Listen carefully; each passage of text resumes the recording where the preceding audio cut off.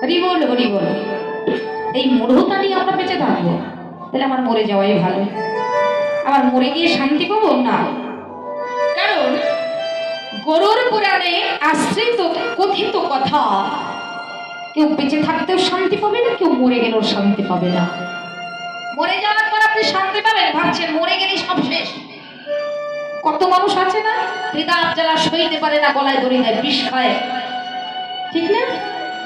তারা মরে যায়, মনে করে আমি মরে গেলে শান্তি পাবো, হচ্ছে আর কোনো জায়গায় ঠাঁই হবে না, ও জীবনে এটা ভাবতে পারে না। যারা আত্মহত্যা করে, সুইসাইড করে, তাদের জীবনে কোথাও শান্তি হয় না, না স্বর্গে না নরকে, ভগবান তাকে কোনো জায়গায় স্থিতি পেতে দেবে না। তার আত্মা সারা জীবন ধরে কষ্ট ভোগ করবে, ত্রিতাপ জ্বালা ভোগ করবে।